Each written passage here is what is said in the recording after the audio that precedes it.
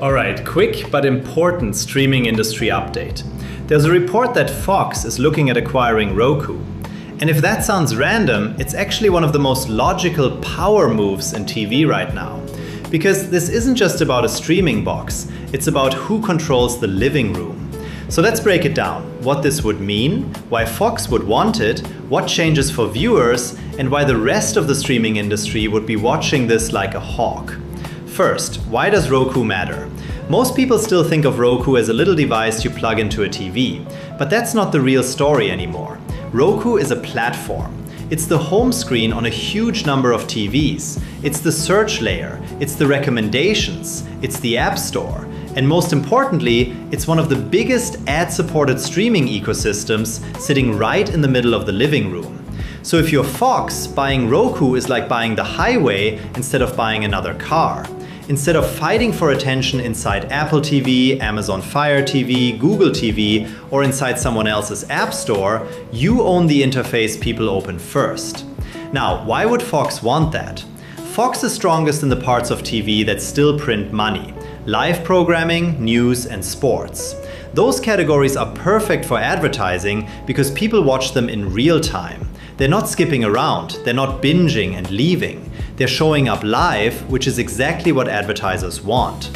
And that's the key point. This isn't just a content play, it's an advertising and distribution play. Streaming is basically splitting into two lanes right now. Lane 1 is paid subscriptions, and people are canceling more often, rotating services, and getting sick of paying for 5 different apps. Lane 2 is free ad-supported TV, which keeps growing because it feels like normal TV again, just delivered through apps. Roku is built for Lane 2. So the strategic logic is pretty clear. Combine Fox's live content engine with Roku's platform reach and ad tech, and you get a bigger, more powerful advertising machine. But here's where it gets spicy. Roku has historically been platform neutral. It hosts everyone. It's basically Switzerland. If Fox owns Roku, every other media company has to wonder, does Roku stay neutral?